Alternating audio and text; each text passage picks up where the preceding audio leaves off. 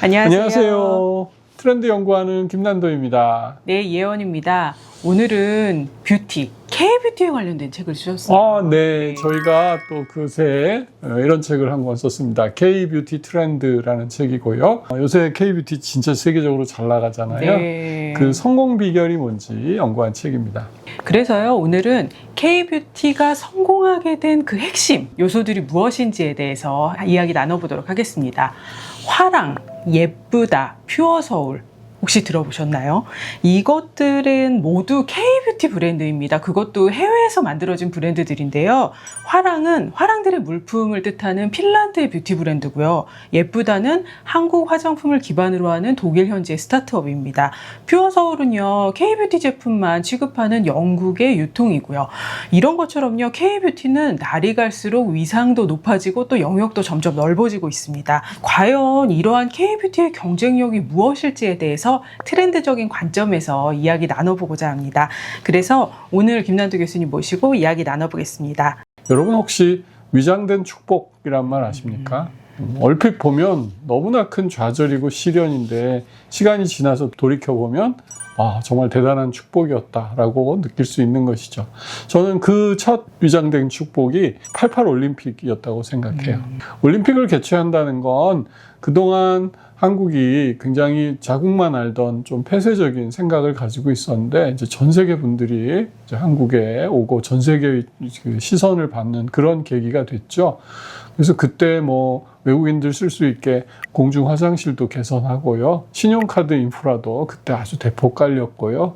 소비적으로 봤을 때도 88년도는 굉장히 중요한 해입니다. 근데 이때 외국산 화장품 브랜드들이 물밀듯이 들어오기 시작했거든요. 그래서 그때만 해도 랑콤, 에스텔로더 이제 이런 브랜드들이 아주 압도하던 시기인데 그때를 생각하면 그런 개방이 K-뷰티 브랜드의 경쟁력을 키우는데 아주 중요한 위장된 축복이었다. 그런 생각이 듭니다. 외환위기도 마찬가지입니다. 우리 외환위기 때 많은 기업들이 도산하고 고통을 많이 받았죠. 하지만 이렇게 경기가 나빠지니까 사치품으로서의 화장품이 아니라 매일매일 조금씩 쓸 수 있는 가성비 좋은 화장품에 대한 수요가 폭발적으로 성장했고요. 그리고 나서 한류 드라마들이 인기를 끌면서 특히 중국에서 K-뷰티 화장품에 대한 수요가 아주 높았죠. 그러다가 사드 사태 이후 한한령이 내리면서 급격히 위축이 됐습니다. 이건 정말 어마무시한 위기였다고 볼 수 있는데 그 위기 속에서 다시 세계로 눈을 돌리고 지금 미국이나 일본 같은 큰 시장에서도 K-뷰티가 아주 잘하고 있는데 그 배경에는 오히려 한한령이 큰 자극이 되었다 하는 것입니다. 코로나 사태도 마찬가지입니다. 특히 미국이나 일본 소비자들이 오프라인 쇼핑에 익숙하지 온라인 쇼핑을 그렇게 많이 하지 않았어요. 근데 이 코로나가 굉장히 큰 계기가 되고 이게 온라인 쇼핑으로 유통의 질서가 옮겨가면서 K-뷰티들이 자리를 잡을 수 있는 채널이 새로 생겼다. 그러니까 엄청난 기회를 알게 된 거죠. 올리브영이 원래 드럭스토어로 출발했거든요. 미국에 가보시면 이제 약과 생활용품을 같이 파는 곳을 드럭스토어라고 하는데 약은 약국에서밖에 팔 수 없다는 유권 해석을 받고 약을 포기하게 된 거죠. 그래서 절체절명의 위기를 맞았는데 올리브영은 헬스 앤 뷰티로 컨셉을 바꾸고 오늘날에 큰 성공을 거두었습니다.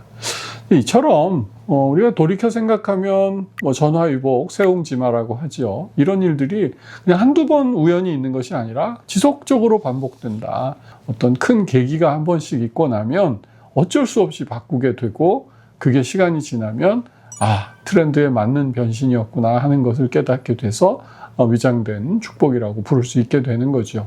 그래서 저는 그 K-뷰티의 역사 자체가 현대사의 트렌드가 얼마나 빨리 반하고 있는지를 아주 웅변해주는 그런 좋은 케이스라고 생각해요. 네. 위기의 변곡점마다 성장의 씨앗이 되었다는 말씀으로 이해가 됩니다. 그렇다면 우리의 K-뷰티가 이 트렌드에 대응한 점에는 구체적으로 어떤 요소들이 있었을까요? 네. 첫 번째는 역시 기획력입니다.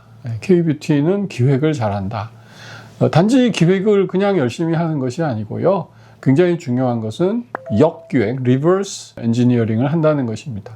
보통 우리 기획을 한다고 하면 기획실에 모여서 회의하고 좋은 아이디어 내봐, 내년도 트렌드 뭐야, 그럼 이런 걸 한번 만들어 보지, 어디 개발팀 가능하겠어요? 먼저 이런 식으로 탑다운으로 쭉 흘러나가는데, 우리 K뷰티는 일단 고객의 페인 포인트를 찾습니다. 그것도 실시간으로 올라오는 수많은 댓글과 고객 평 중에서 고객들이 원하는 이런 제품을 만들어 보자 하면 역순이 되는 거죠. 그걸 어떻게 마케팅 할 거고, 그러려면 우리가 뭐가 필요하고, 가격은 어때야 되고, 이렇게 아주 극도로 고객 지향적인 기획력.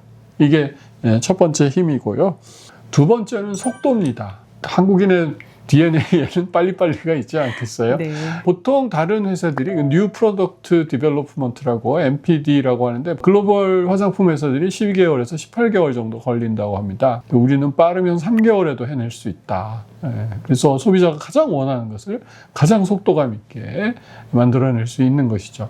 예를 들면 어느 흑인 유튜버가 우리 흑인들을 위한 색조 화장품이 부족해요. 그랬더니 티르티르가 흑인들을 위해서 상품을 개발해서 선물로 줬는데 불과 3개월 만에 그걸 해냈다고 해요. 이게 가능한 건 우리나라밖에 없을 것 같습니다. 근데 현대는 트렌드가 정말 잘게 부서지고 빨리 움직이거든요. 그러니까 속도력 없이 트렌드에 대응하기 어렵다 하는 것이고요. 세 번째는 어떻게 하면 그럼 속도를 올릴 수 있냐? 젊은 직원들이 아주 주도적인 힘을 가지고 가는 주도력이 중요하다. 예를 들면 올리브영의 MD 조직 같은 데를 보면요. 거의 전원이 20대입니다. 거기 본부장님 임원도 30대다. 그러니까 아주 젊은 친구들이 자신이 제일 잘 알고 있는 자기 타겟 고객의 트렌드를 그때그때 발휘해서 주도적으로 스스로 결정하죠. 그래서 탑다운에서 임원들이 이런 거 좀 해봐라, 이제 이렇게 내려오는 것이 아니고요. 젊은 직원들이 자기 책임하에 계속 실패를 하던 성공을 하던 배워가면서 주도할 수 있는 그 힘. 이게 K뷰티의 직원들이 해낸 굉장히 중요한 힘입니다. 그 다음은 대응력입니다. 특히 매체 대응력이 중요합니다. K뷰티의 성공에는 전 틱톡이 아주 중요한 역할을 했다고 생각해요. 틱톡은 짧은 동영상이잖아요. 비포 앤 애프터, 양쪽의 비교 이런 것들이 아주 극적으로 효과가 나타나는, 그리고 이 틱톡에서는 역시 이 인플루언서들의 영향력이 압도적이거든요. 그래서 시딩 마케팅이라고 해서 이 인플루언서들한테 씨를 뿌리듯이 제품을 주고 소개될 수 있도록 했던, 그러니까 가장 틱톡에 적합한 대응력을 보인 것이 또 하나의 성공 비결이라는 거죠. 요새 채널들이 되게 많죠. 이때 굉장히 안 좋은 것은 큰 돈 들여서 유명 모델한테 사진 찍고 이걸 틱톡에도 뿌리고 인스타에도 뿌리고 유튜브에도 올리고, 이건 좋지 않습니다. 각각의 매체가 가장 강점이 있는 컨텐츠가 있고요. 그 마케팅을 해야 된다. 근데 K뷰티가 이걸 굉장히 잘했다는 거죠. 그 다음은 역시 상품력을 들지 않을 수 없습니다. 코스맥스, 한국콜마 같은 ODM 회사의 역할이 있습니다. 여기가 아주 균질하고 굉장히 강한 R&D를 통해서 좋은 제품들을 많이 내주고 있기 때문에 세계 그 소비자들이 한국 제품은 저렴해도 품질이 나쁘지 않다, 이런 믿음을 가질 수 있는 거거든요. 한마디로 얘기하면 가성비가 좋다는 것인데요. 제가 이 가성비 개념을 요번에 두 가지로 나눠야 된다, 이런 생각을 하게 됐어요. 근데 이제 우리 요새 시장에서 가성비가 좋아 그러면 어떤 의미로 주로 쓰이죠? 싸다, 그죠? 아주 싸면 중국 알리에서 파는 게 가성비가 좋다, 이제 이런 식으로 표현하는데요. 우리 K뷰티 제품들은 그렇게 저렴하진 않습니다. 적절한 가격인데 대신 성능이 압도적으로 좋다. 샤넬하고 비슷한 색깔을 내는 밤이라든지, 요새 듀프라는 소비 행태가 아주 유행인데 굉장히 고가품과 거의 같은 성능을 내지만 가격은 합리적이다. 그러니까 무조건 싼 게 아니죠. 그래서 합리적인 가격에 성능이 탁월할 때 나오는 가성비. 그래서 저희가 이제 이걸 가성비 2.0 혹은 프리미엄 가성비 이렇게 이름을 붙였는데요. 한국 K뷰티의 상품은 가성비, 상품력이 탁월하다. 마지막으로는 저희가 덕후력이라고 이름을 붙였는데요. 한국 소비자들의 특징을 이야기하지 않을 수 없습니다. 우리 2002년 월드컵에서 한국 축구가 세계 4강까지 올랐을 때 12번째 멤버가 있다고 했죠. 누구죠? 네, 붉은 악마입니다. 그렇죠. 대한민국 짜작짜작짝. 사실 붉은 악마는 그냥 응원단이 아닙니다. 한국 축구에 굉장히 큰 자극이 됐고 동반자로서 역할을 했는데요. K뷰티 산업에서의 소비자들이 그렇다고 하죠. 한국 소비자들의 화장 루틴이 엄청난 것 같아요. 네, 어떻습니까? 맞습니다.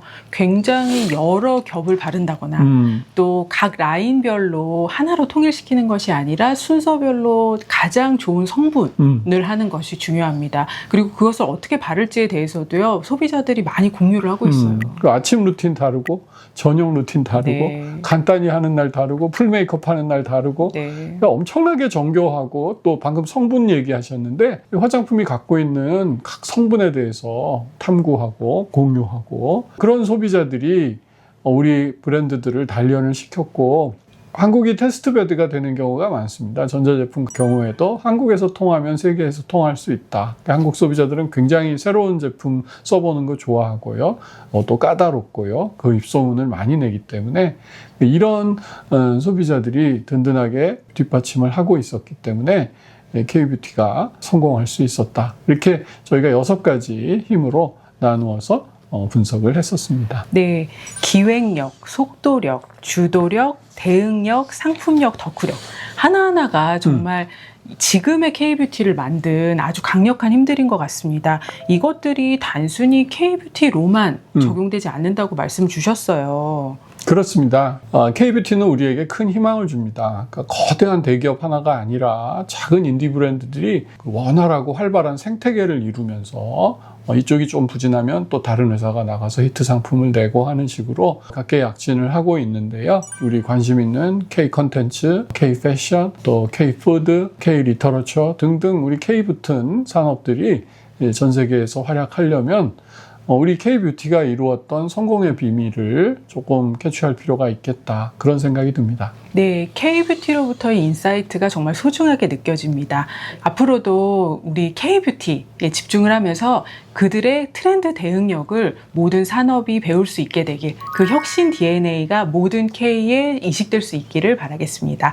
오늘 말씀 나눠주신 김난도 교수님 감사합니다. 네, 고맙습니다.